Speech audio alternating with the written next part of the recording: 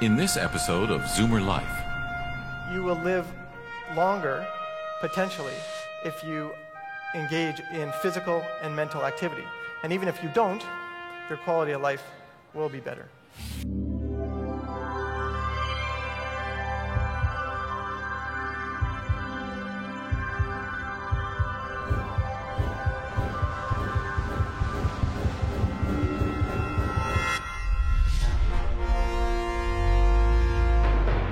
Zoomer Life, health, wellness, and longevity from the world's brightest minds. Zachary Levine, come on up here, Zach.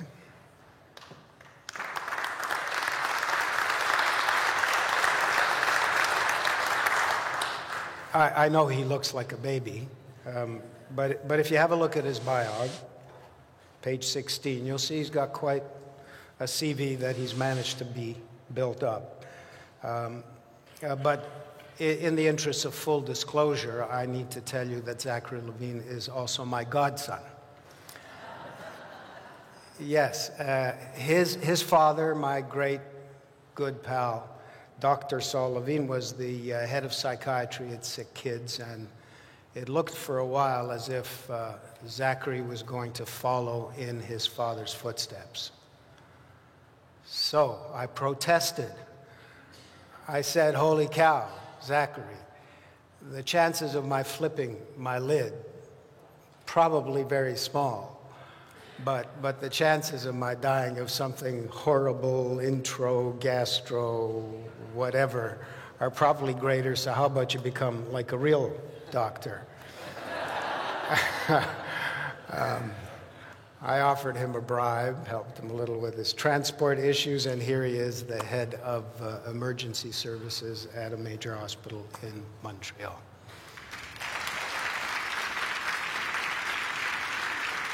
So run for your life. The point of this talk is going to be to explain to you. I'm sure you all know that it's important to stay active, but maybe you don't know how important it is, and maybe you don't know how important it is to be mentally active as well as physically. And so that's what I'm going to talk about. I have a lot to cover, so I'll try and go quickly so I don't miss anything. I'm an emergency doctor most of the time, and I do a lot of teaching. And I also go up north. Every couple of months I go for a week to a small village in the north of Quebec, either a Cree village or an Inuit village. This is a village that I was at two weeks ago, actually. This is called Ujebugmu. One of the things I have noticed working up north, and I especially noticed this last time, is that some of the healthiest people in the community, and we all know that there are a lot of health problems in the native population. That's a given. However, some of the healthiest people in the community are the older generation. Now, I want to mention one thing first. First of all, when they refer to the older generation there, they call them elders. And I think that's important because when they say elders, that's a term of respect and deference. They say, these are the elders, and, well, these people merit it. But it's also something that you don't see often enough in our society. Now, one of the things that I've noticed about the elders that makes them healthier is they spend as much time as possible in what they call the bush. Basically, they have cabins where they live the old way. They hunt for their food, they chop their own wood, and they stay healthy, they stay physically active just by surviving. And so that's a great way to do it. And in order to be physically active, you don't have to run on the treadmill, you don't have to cycle, but you can do things around the house. You can integrate activity into your daily life. You can walk to the store instead of driving there. You can take the stairs if you're able to. Something I do sometimes to try and stay in shape is I jog, and often up north, there's no one else who jogs, and they often look at me like I'm a bit crazy. And oftentimes I get the impression that I think they actually are looking behind me, like, what are you running from? I'm not running from anything. Except 2 months ago, I actually found out what I was running from, if I can bring it up. One of these.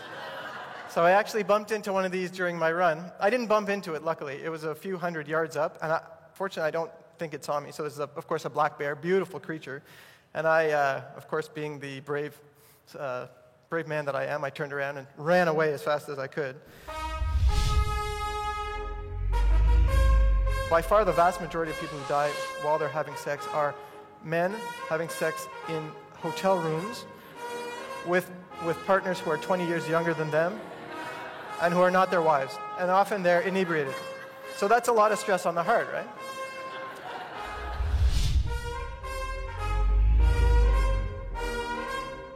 Get the latest Zoomer Life news, presenter information, and watch streaming video at www.zoomerlifeconference.ca.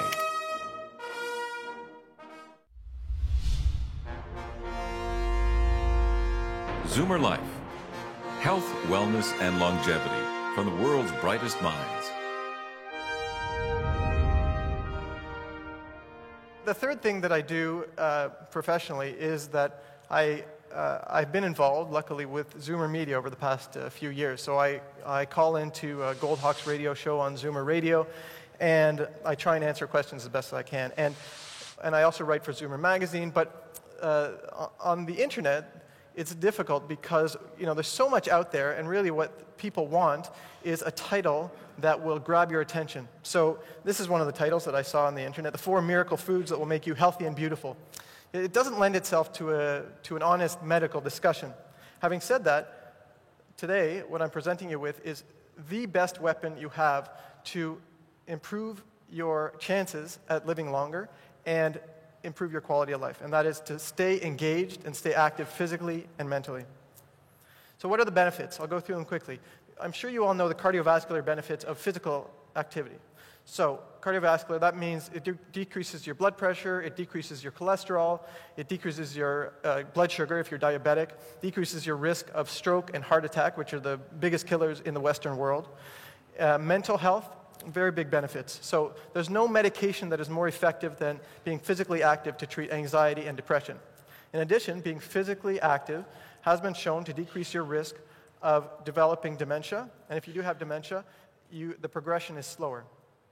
Cancer, there's very good evidence that the risk of colorectal cancer and breast cancer is lowered in people who are physically active, and there is evidence, not as strong, but there is evidence for other cancers, including breast cancer, and prostate cancer, and also uterine cancer and endometrial cancer. And finally, longevity.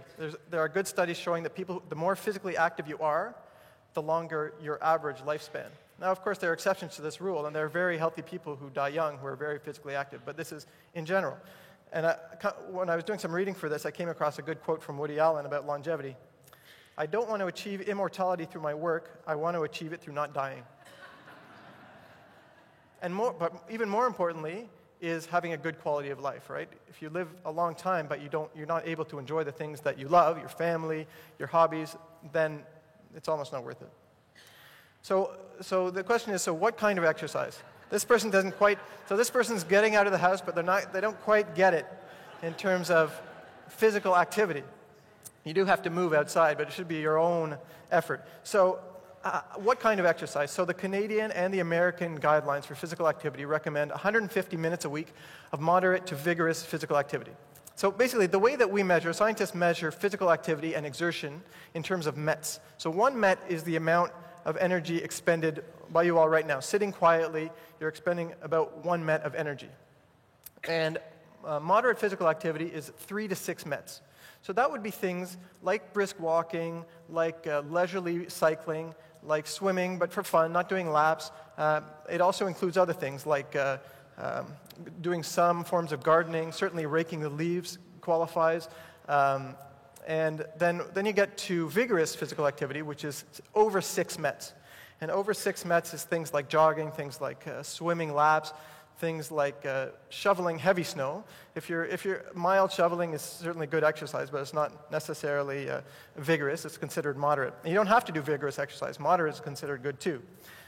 I always remember about 20 years ago now, I was in medical school, and we went over METs and how many METs for different activities. And one of the things they talked about is sex.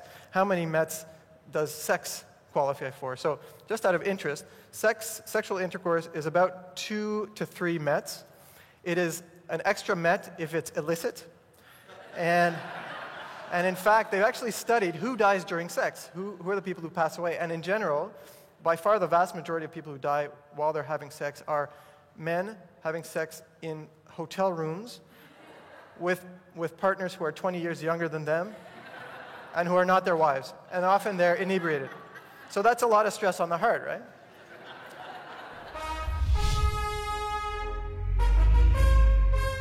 Do what you enjoy, right? You can't push yourself to do something that you hate every single day.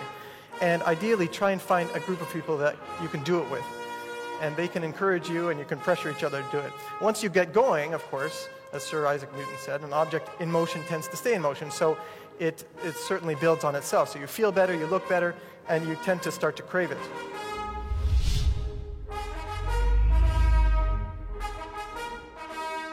Get the latest Zoomer Life news, presenter information, and watch streaming video at www.zoomerlifeconference.ca.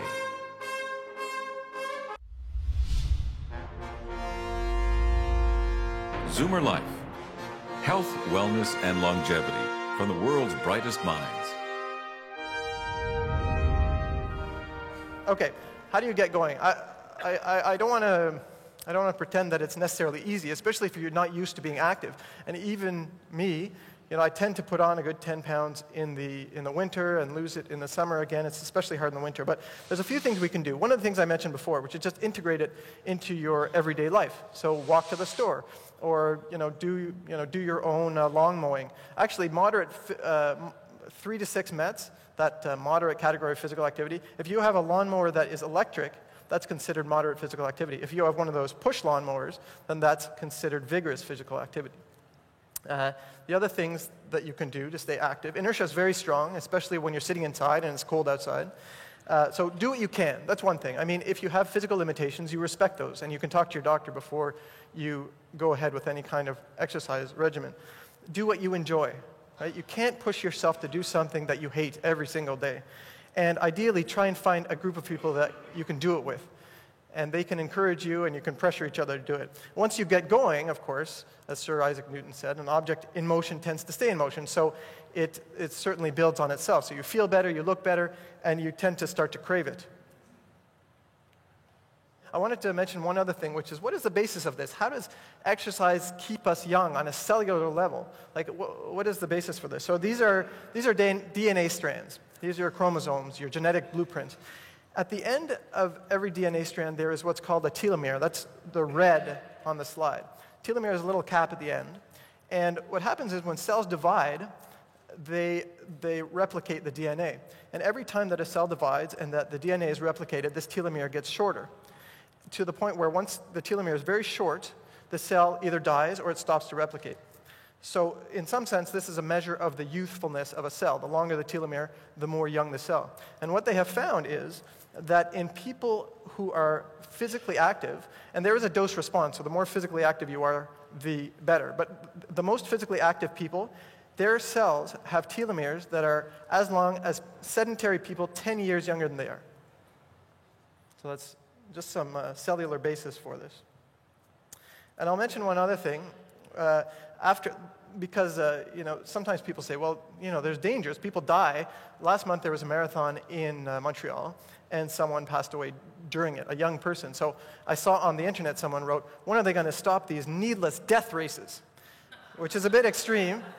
But basically, anytime you exert yourself, it's more stress on the heart, and people they can get angina, they can get more ischemia, which means the heart is not getting enough blood. But over the long term, of course, your body learns, your heart becomes more efficient, and you do extend your lifespan. And there was a very good quote. So someone did a study, Dr. Rettelmeier here in Toronto did a study about it, and he found that your risk of dying, he looked at millions of people running marathons, and your risk of dying during a marathon is no higher than your average middle-aged person dying at any point. And he had a very good quote, which I will borrow. If you want to be sure of living for the next 5 minutes, then stay on the couch. But if you want to be sure of living for another 15 years, you might want to get up and get some physical activity.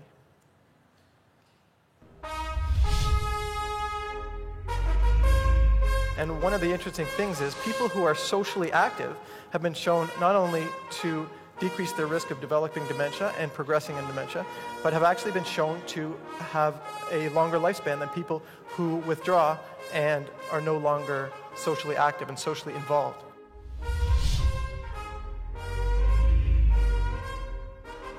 Get the latest Zoomer Life news, presenter information, and watch streaming video at www.zoomerlifeconference.ca.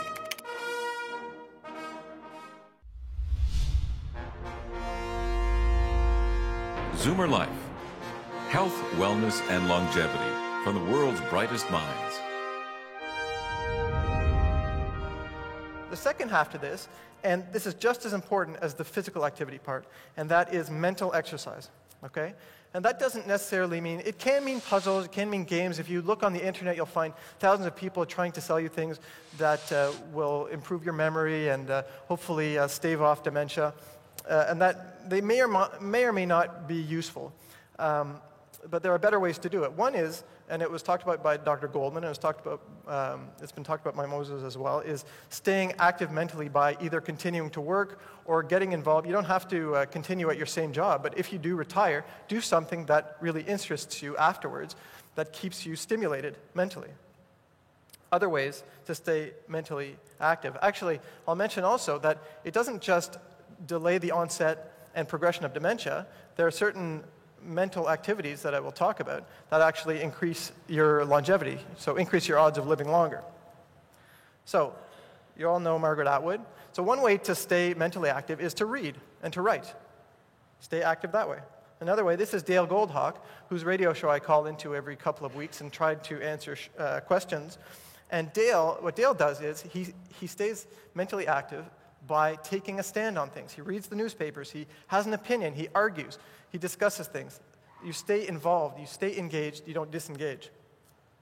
This is a beautiful town, or village, I should say, right at the top of Quebec called Salouet. And I want to mention one other thing that the native populations are very good at, and that is they stick together socially. Their family unit is very strong. And one of the interesting things is people who are socially active have been shown not only to decrease their risk of developing dementia and progressing in dementia, but have actually been shown to have a longer lifespan than people who withdraw and are no longer socially active and socially involved. And finally, another way to stay mentally active, and there are a myriad of ways, find something that you enjoy, that you love, volunteering. You may have heard that people who volunteer live longer than people who do not volunteer. That's true. An interesting study from last month, actually, showed that the reason you volunteer matters. So people who volunteer in order to help other people live significantly longer than people who volunteer because they want to help themselves. So that means if they want to get out of the house, or they're trying to escape a problem, or they're trying to look good in their community, those people don't live as long as people who are volunteering in order to help out others. So it shows that it is actually healthy to think about other people and to step outside yourself. This is my grandmother. She is 100 years old, a couple of months ago, and she's the one on the right, in case you weren't sure. So she's 100 years old. What's her secret? I don't know. She's a bit iconoclastic. She smoked for 40 years, not much of an exerciser. I do know why she has stayed sharp, and it is the Dale Goldhawk phenomenon. My grandmother is a big arguer, and she is a big reader, and she is a big discusser, and she loves crossword puzzles, and her brain was always active, and that is how she has stayed mentally sharp. So in summary, you will live longer, potentially, if you engage in physical and mental activity. And even if you don't, your quality of life will be better. That's it. Thank you.